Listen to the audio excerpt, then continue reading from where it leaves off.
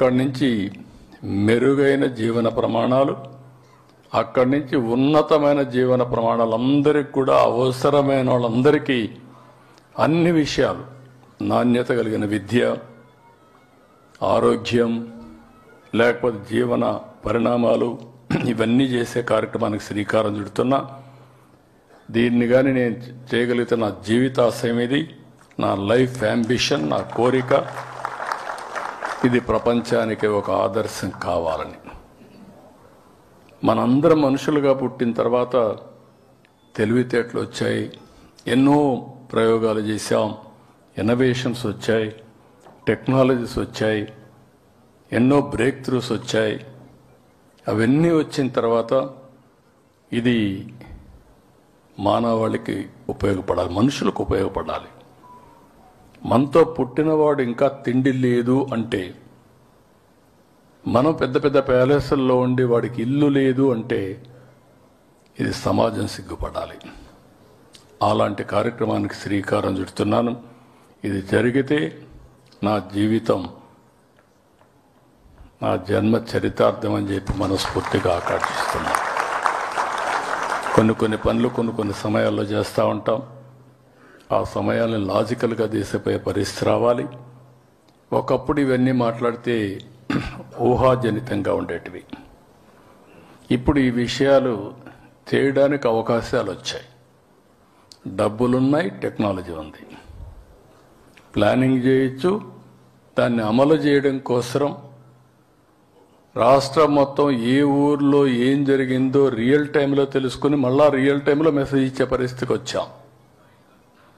ఇది ఒక మాటలో చెప్పాలంటే ఇన్స్పైరింగ్ టైం.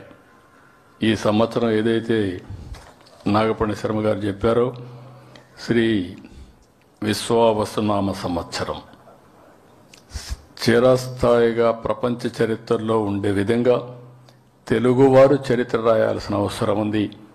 అదే P4, అదే మాదిరిగా జీరో పావర్టీ, ఫైనల్గా ఆర్థిక అసమానతలు లేకుండా ఉండే వ్యవస్థ, అందరూ సమానంగా అందరికీ సమాన అవకాశాలు వచ్చే పరిస్థితి తీసుకురావాల్సిన అవసరం ఉంది. అలాంటి మంచి కార్యక్రమానికి మీరందరూ సహకరించవలసిందిగా మరొక్కసారి కోరుకుంటూ, మనుషులు అనుకుంటే ఏదైనా సాధ్యం. సంకల్పం, దృఢ సంకల్పం ఉంటే ఏదైనా, ఎలాంటి జటిలమైన సమస్యను పరిష్కారం చేసే శక్తి ఒక్క మనుషులకే ఉంటుంది. అది తెలుగు జాతికి ఉండాలని. ప్రపంచం మొత్తం ఒకప్పుడు జూయిష్ గురించి మాట్లాడేవాళ్ళం. రేపు ఎక్కడన్నా ప్రపంచంలో మాట్లాడితే దానికి ఎవరు కారణం అంటే ఆంధ్రప్రదేశ్ రాష్ట్రం ఒకటి ఉంది, తెలుగు జాతి ఉంది. ఏ సమస్యన పరిష్కారం చేయగలిగే శక్తి సామర్థ్యాలు వారికి ఉన్నాయని నిరూపించే బాధ్యత మీ అందరికీ ఉందని చెప్పి నేను మీకు తెలియజేసుకుంటూ, ఈరోజు నాగపణి శర్మ గారిని చాలా రోజుల నుంచి చూశాను. 30 సంవత్సరాల నుంచి చూస్తున్నా. ఆ రోజు సీఎంగా చూసా, ఈరోజు చూస్తున్నా. మనిషి క్లారిటీ ఏం తగ్గలేదు. అప్పుడు ఎట్టున్నాడో అట్లనే ఉన్నాడు, గట్టిగా ఇది చేస్తున్నారు. కానీ అదనంగా ఈరోజు ఏంటంటే వారి సేవలను గుర్తుపెట్టుకొని గవర్నమెంట్ ఆఫ్ ఇండియా కూడా పద్మశ్రీ అవార్డు ఇవ్వడం మన తెలుగు వారందరికీ గర్వకారణం. దానికి వారిని మనస్ఫూర్తిగా అభినందిస్తూ, మిమ్మల్ని అందరినీ కూడా మనస్ఫూర్తిగా అభినందిస్తూ మరొక్కసారి ఉగాది శుభాకాంక్షలు.